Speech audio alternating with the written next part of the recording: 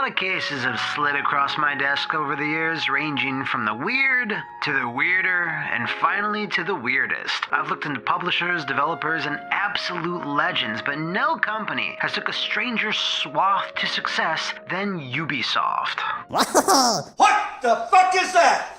In fact, looking at their file here, they shouldn't have even come close to success to begin with, like, at all.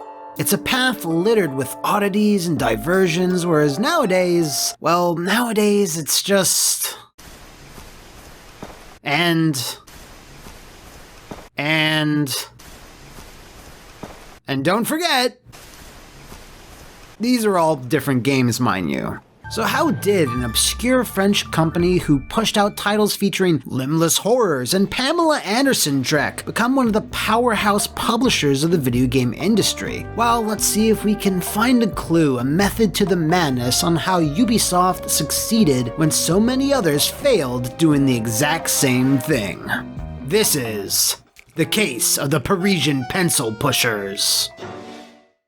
Ubisoft came into existence in 1986 via Yves Guillemot of the Guillemot dynasty and seemed to suckle eagerly at the bountiful bosom of the Amstrad PC, something, just judging by its name, is probably an ancient artifact that only the 4 richest kings of Europe actually owned. Their output during the late 80s was, to put it mildly, incredibly French and incredibly productive, releasing 31 games in 4 years. It's dotted with such classics as Le Necromancien, Mange Caillou, Conspiration de l'An 3, and on top of them all, Zombie, which we'll swing back around on. There's really not much else to examine here. These games were French, and they look like this. Things remained in this weird nexus of European obscurity until 1991, where Ubi very randomly published Indiana Jones and the Last Crusade for the NES of all things. Which Indiana Jones game is that? Well, that'd be this one. The one that looks like it was coded on a piece of papyrus.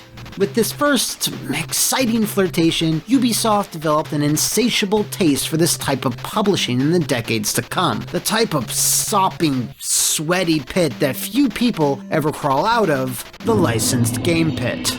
Their output also slowed down significantly in the 90s, releasing 56 games in 10 years. Things were still going doucement until a young designer named Michel Ancel developed Rayman, which went on to be one of Ubi's first big marketable hits. A weird French goblin fairy, a collection of body parts floating via arcane magics? I don't know what the hell he is. I doubt Ancel knows either.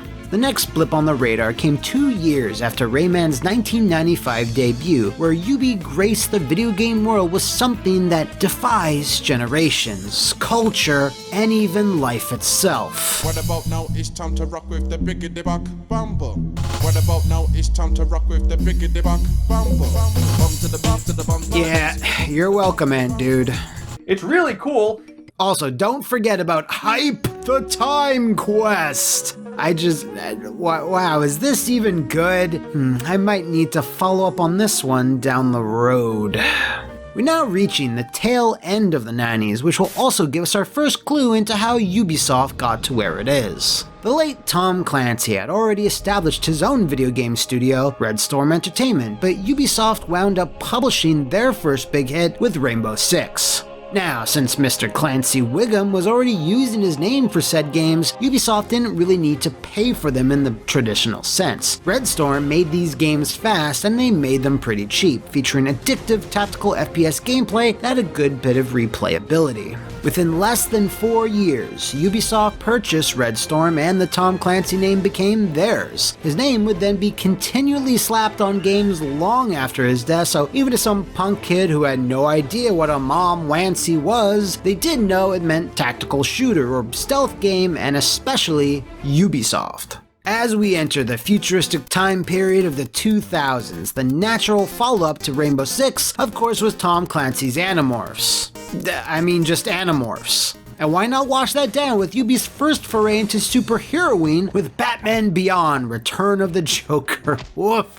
One of the Dark Knight's darkest chapters. Now, while not nearly as famous as its Kryptonian cousin, this indeed is Ubisoft's Superman 64, and by some metrics, it's even slightly worse. However, unlike other French publisher Titus, who died soon after their licensed DC disaster, Ubi were able to push on, publishing games faster and harder than ever, not stopping for any reason. They dipped into Disney for a bit with 2 titles, Dinosaur, remember that, of course you don't, and Donald Duck Going Quackers, the game that would later inspire Prince of Persia: The Sands of Time. No, I'm not lying.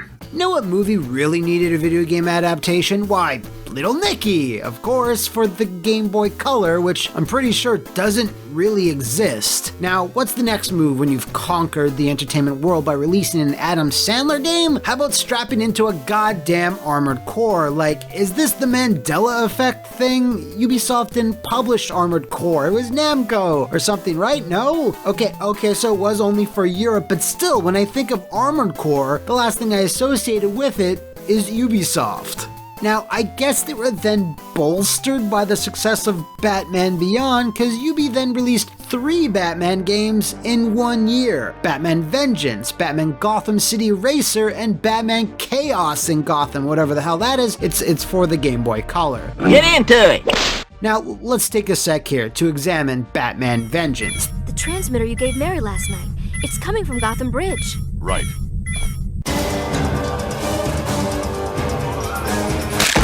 This was one of Ubisoft Montreal's earlier efforts that showed what they could really do. It was based on the Bruce Timm series and featured an authentic art style and amounted to a pretty elaborate action-adventure, one of the best early 3D efforts for the Cape Crusader.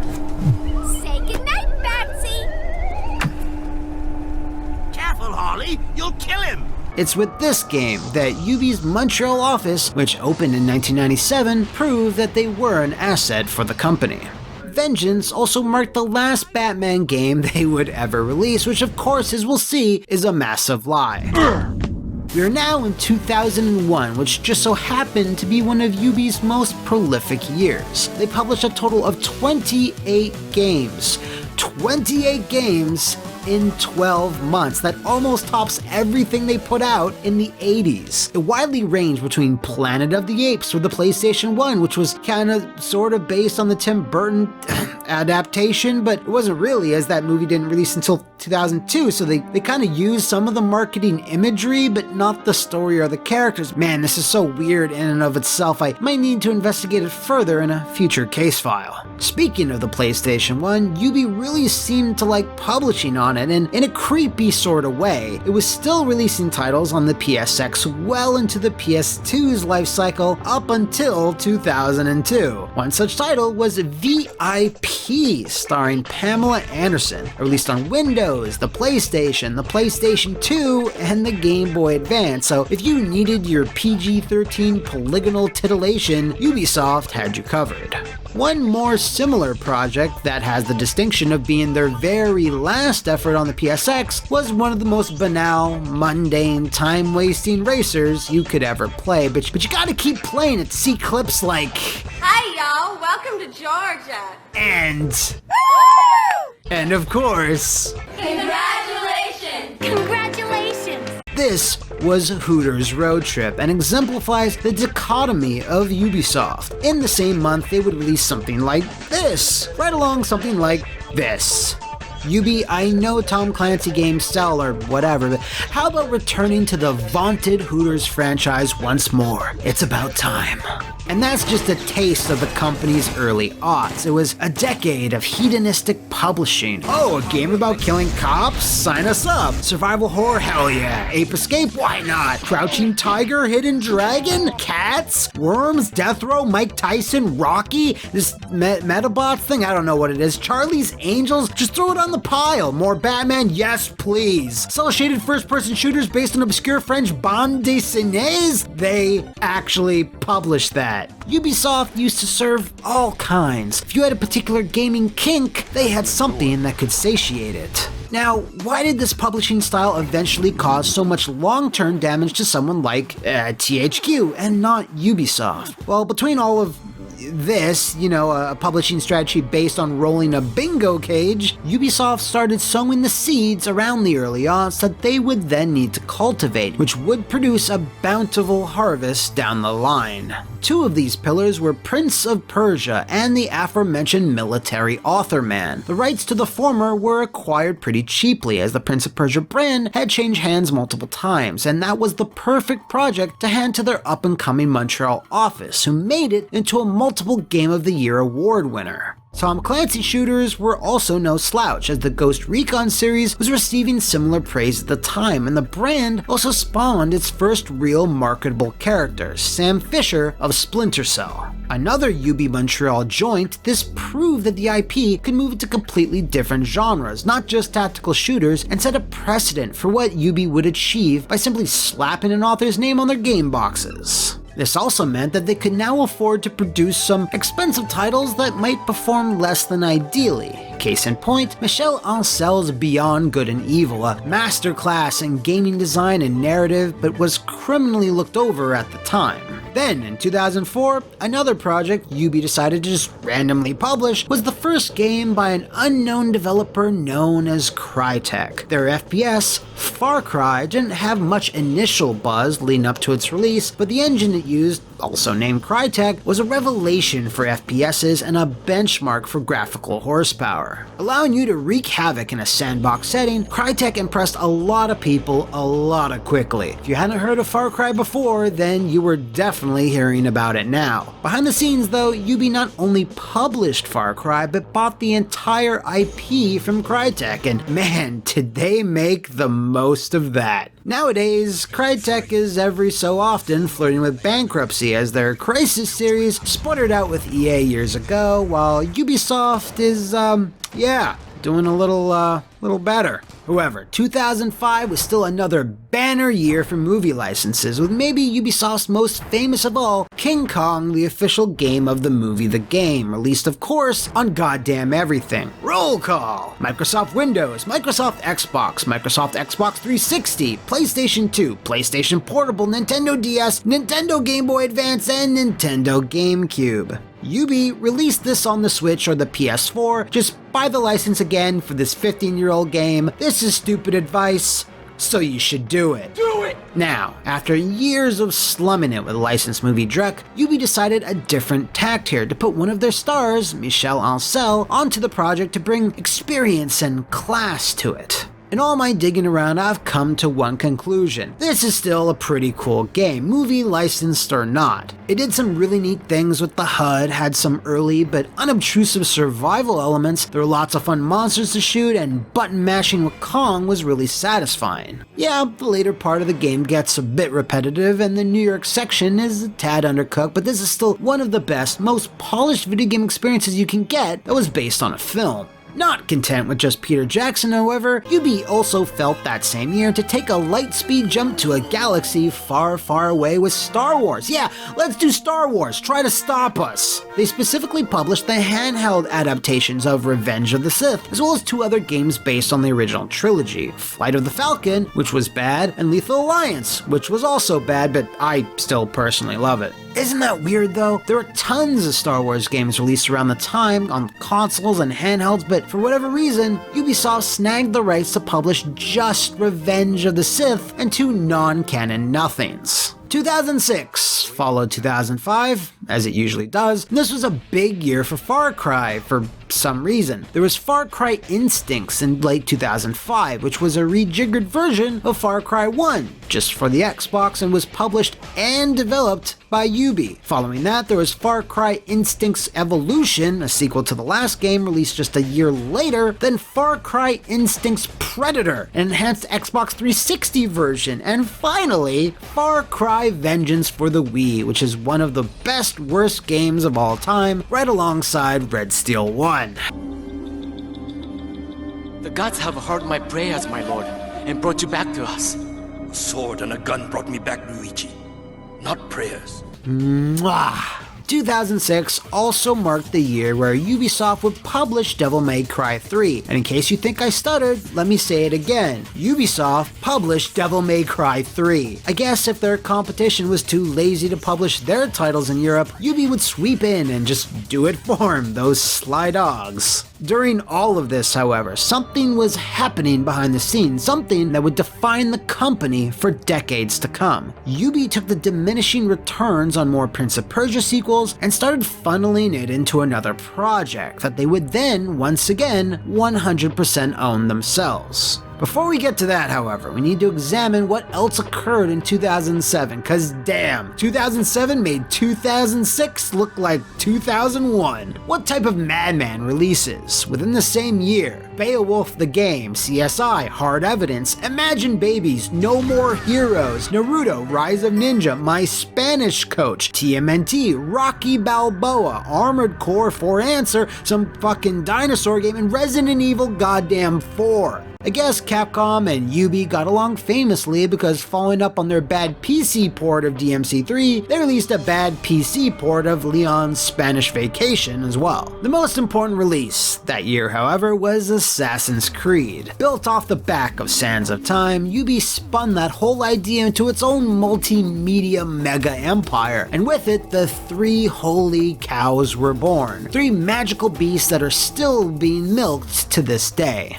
Once these three revenue streams were put into place, Ubi didn't really need to do all that weird shit that they were doing, and rather than just abandon all that weird shit that they were doing, they gradually just slowly phased it out. This is in stark contrast to THQ, who suddenly decided to pivot their entire business strategy, and for them, were far too late doing it.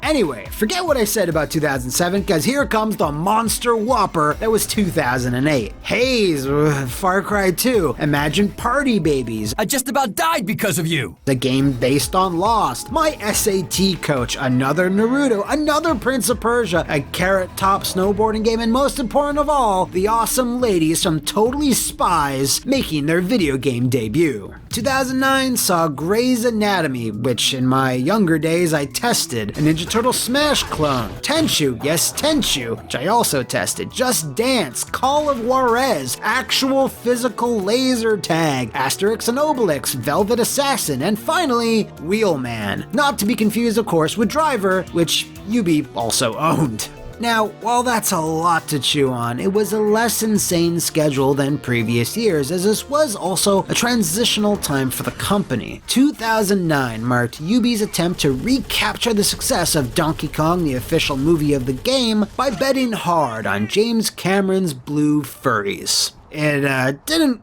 really pay off. While inoffensive, the adaptations of Avatar for HD consoles and the Wii proved to be costly ventures, while Ubi's own franchises like Assassin's Creed and Tom Clancy were outperforming them. They then decided to scale back what they were putting into licensed IPs, as across the board the subgenre was losing its sales luster, which kind of ironically was due to the negative perception fans had on movie licensed games over the shaky early efforts Ubisoft themselves farted out. Thus, their output in this space slowed down, but there was still a trickle of releases for a few more years. Scott Pilgrim vs. the World, RIP, an NCIS game or two. Man, how many entries does that have? Jesus Christ! Some Smurf games, Expendables 2, that weird Avengers thing, remember that? A free-to-play Spartacus game, and, well, I guess South Park counts. In the subsequent years, it got thinner and thinner, as Ubi's yearly schedule was dominated by yearly Tom Clancy, Far Cry, Just Dance, and Assassin's Creed titles. Damn, 3 Assassin's Creed projects released in 2015 alone. Syndicate, Chronicles, and whatever I assume Mobile Muck Identity was.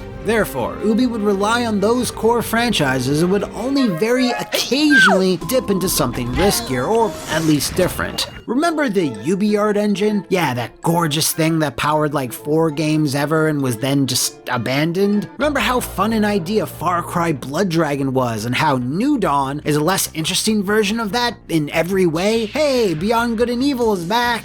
I think, but now it's an online sort of MMO. Yeah, I'm not even sure anymore. Ubisoft now seems fairly content to simply pump out the same few franchises year after year, which I guess is what everyone else is doing. These franchises are also increasingly becoming games as a service, or at least really close to it, but they still have a pretty diverse catalog of franchises to dabble with. How about putting out some smaller digital-only titles for stuff like Rayman, Prince of Persia, or Hooters Road Trip? Just go crazy every few years. Now, that's not to say that they don't occasionally dip into something from out of left field, but these feel like sort of half-hearted attempts, and they never really commit to them. It was because of the positioning of just a few core franchises that they were either able to buy on the cheap or transform into something else that Ubi were able to crawl out of their way of the licensed game hell. And as we've seen out of all the major pubs nowadays, Ubi used to be the most eclectic and random of them all, as they published just about everything and anything to see what would work, but also made some early smart decisions that paid off in the end. Again, far smarter strategy than manically trying to course correct after a number of catastrophic failures. So, there you have it. Ubisoft, a company not known for taking many risks in the modern era, but in its 20s it was a wild and crazy thing, shacking up with just about anyone that came knocking on their door. In the future, I'd wager we'll see even less of that wild side, so I think we can consider this case closed. Know of any other curios nestled deep in the video game industry? Various phenomena, mysteries, or oddball myths? Drop a line in the comments below and I'll see if I can take a closer look at it on the Flophouse Files. Congratulations!